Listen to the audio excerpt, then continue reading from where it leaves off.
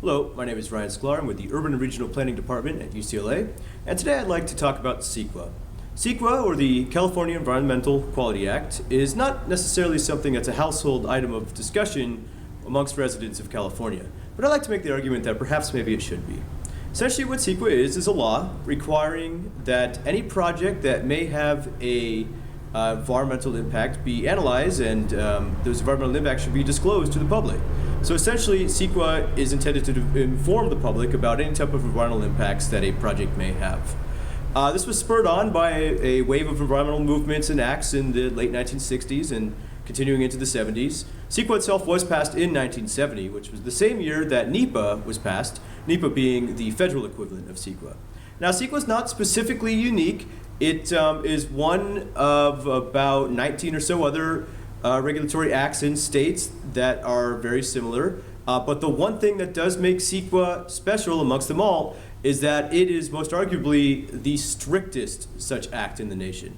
So CEQA, in addition to looking at things which are very explicitly environmental issues, such as air quality and the placement of hazardous materials and impacts on water quality, it also looks at things which are not so explicitly environmental issues, such as the impact that a project might have on recreation or on aesthetics or noise or even just historical buildings. So CEQA is quite comprehensive.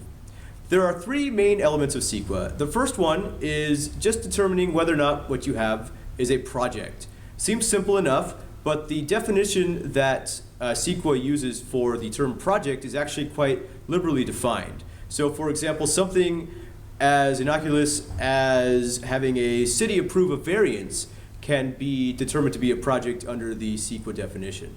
Assuming you do have a project, then there are some levels of exemption which you may be subject to. You're exempt from CEQA if you fulfill any type of statutory reason written by the Congress, or if you have a categorical reason, or simply if you just don't have any environmental impacts that your project is going to create.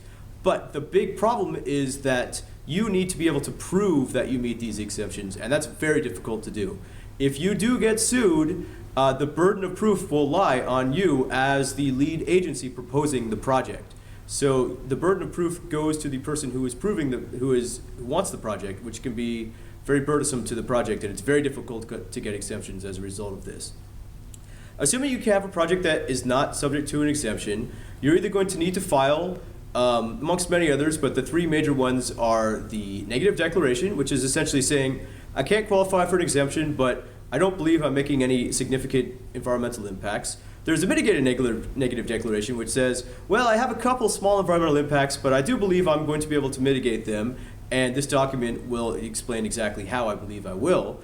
And then, if you don't have either of those, as most meaningful and impactful projects in the state of California don't, then you're going to be subject to what is called an environmental impact report, more commonly known as an EIR.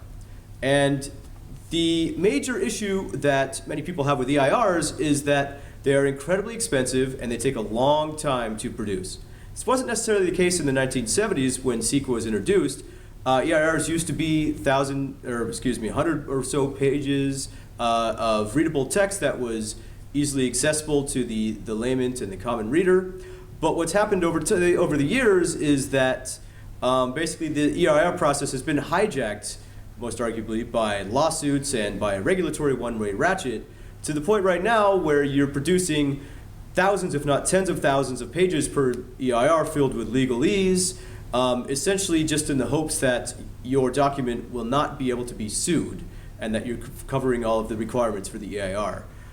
So these things can cost upwards of millions of dollars to produce. They can take a long time, and even when you do finish an EIR, it can still be open to years of litigation while people are trying to sue and find holes in your EIR.